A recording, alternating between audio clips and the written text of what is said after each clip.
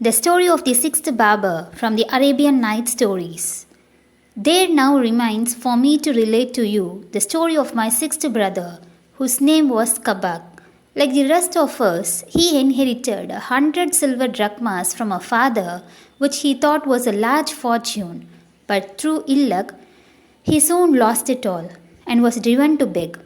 As he had a smooth tongue and good manners, he really did very well in his new profession, and he devoted himself specially to making friends with the servants in big houses, so as to gain access to their masters.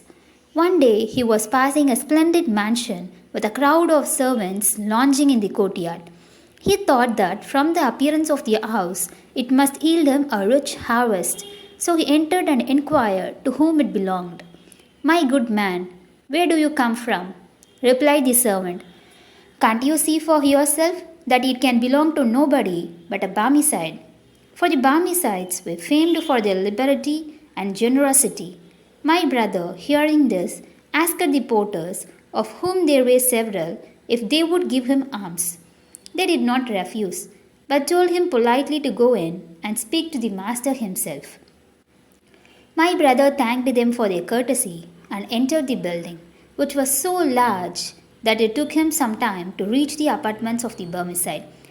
At last, in a room richly decorated with paintings, he saw an old man with a long white beard sitting on a sofa, who received him with such kindness that my brother was emboldened to make his petition. "My lord," he said, "you behold in me a poor man who only lives by the help of persons as rich and as generous as you." Before he could proceed further, he was stopped by the astonishment shown by the Barmecide. "Is it possible," he cried, "that while I am in Baghdad, a man like you should be starving? That is a state of things that must at once be put an end to. Never shall it be said that I have abandoned you, and I am sure that you, on your part, will never abandon me." "My lord," answered my brother, "I swear that I have not broken my fast this whole day." "What? You are dying of hunger!" exclaimed the Barmecide. "Here, slave, bring water, that we may wash our hands before meat." No slave appeared, but my brother remarked that the Barmecide did not fail to rub his hands as if the water had been poured over them. Then he said to my brother, "Why don't you wash your hands too?" And Kabak, supposing that it was a joke on the part of a Barmecide, though he could see none himself, drew near and imitated his motion. When the Barmecide had done rubbing his hands, he raised his voice and cried, "Set food before us at once, we are very hungry." No food was brought, but the Barmecide pretended to help himself from a dish and carry a morsel to his mouth, saying as he did so, "Eat, my friend, eat, I entreat. Help yourself as freely as if you were at home." For a starving man who seemed to have a very small appetite. "Excuse me, my lord," replied Kabak, imitating his gestures as before. "I really am not losing time, and I do full justice to the repast." "How do you like this bread?" asked the Barmecide. "I find it particularly good myself." "Oh, my lord," answered my brother, who beheld neither meat nor bread, "never have I tasted anything so delicious." "Eat as much as you want," said the Barmecide. "I bought the woman who makes it for 500 pieces of gold, so that I might never be without it." After ordering a variety of dishes which never came to be placed on the table, and discussing the merits of each one, the Barmecide declared that, having dined so well, they would now proceed to take their wine. To this my brother at first objected, declaring that it was forbidden, but the Barmecide insisting that it was out of the question that he should drink by himself, he consented to take a little. The Barmecide, however, pretended to fill their glasses so often that my brother feared that the wine had gone into his head, and struck the Barmecide such a blow on the head that he fell to the ground. Indeed, he raised his hand to strike him a second time, when the Barmecide cried out that he was mad, upon which my brother controlled himself and apologized and protested that it was all the fault of the wine he had drunk. At this, the Barmecide, instead of being angry, began to laugh and embraced him heartily. I have long been seeking, he exclaimed, a man of your description, and henceforth my house shall be yours. You have had the good grace to fall in with my humour, and to pretend to eat and to drink when nothing was there. Now you shall be rewarded by a really good supper. Then he clapped his hands, and all the dishes were brought that they had tasted in imagination before and during the repast. Slaves sang and played on various instruments. All the while, Kabak was treated by the Barmecide as a familiar friend and dressed in a garment out of his own wardrobe. 20 years passed by, and my brother was still living with the Barmecide, looking after his house and managing his affairs. At the end of that time, his generous benefactor died without heirs, so all his possessions went to the prince. They even despoiled my brother of those that rightly belonged to him, and he, now as poor as he had ever been in his life, decided to cast in his lot with a caravan of pilgrims who were on their way to Mecca. Unluckily, the caravan was attacked and pillaged by the Bedouins, and the pilgrims were taken prisoners. My brother became the slave of a man who begged him daily, hoping to drive him to offer a ransom. Although, as Kabak pointed out, it was quite useless trouble as his relations were as poor as himself. At length, the Bedouin grew tired of tormenting and sent him on a camel to the top of a high barren mountain, where he left him to take his chance. A passing caravan on its way to Baghdad told me where he was to be found, and I hurried to his rescue and brought him in a deplorable condition back to the town. This, continued the barber, is the tale I related to the Caliph, who, when I had finished, burst into fits of laughter.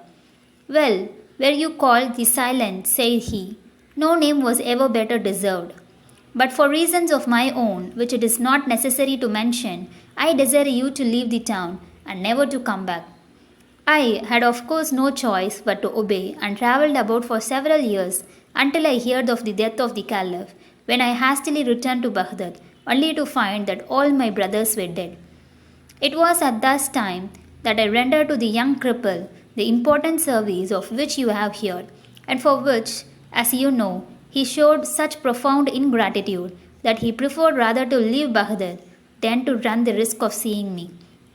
I sought him long from place to place, but it was only today, when I expected it least, that I came across him, as much irritated with me as ever. So saying, the tailor went on to relate the story of the lame man and the barber, which has already been told. When the barber, he continued, had finished his tale, we came to the conclusion that the young man had been right when he had accused him of being a great chatterbox. However, we wished to keep him with us and share our feast and remained at table till the hour of afternoon prayer. Then the company broke up, and I went back to work in my shop. It was during this interval that the little hunchback, half drunk already, presented himself before me, singing and playing on his drum. I took him home to amuse my wife, and she invited him to supper. While eating some fish, a bone got into his throat, and in spite of all we could do, he died shortly. It was all so sudden that we lost our heads, and in order to divert suspicion from ourselves, we carried the body to the house of a Jewish physician. He placed it in the chamber of the purveyor, and the purveyor propped it up in the street, where it was thought to have been killed by the merchant. This, sire, is the story which I was obliged to tell to satisfy your highness. It is how for you to say if we deserve mercy or punishment, life or death.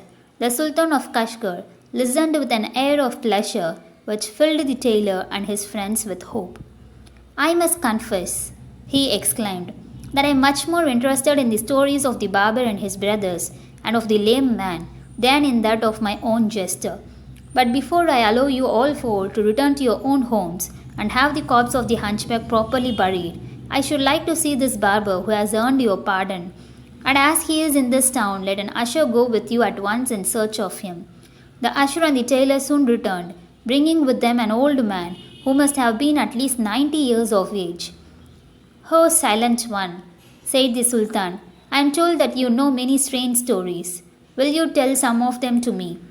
"Never mind my stories for the present," replied the barber, "but will your highness graciously be pleased to explain why this Jew, this Christian, and this Mussulman, as well as this dead body, are all here? What business is that of yours?"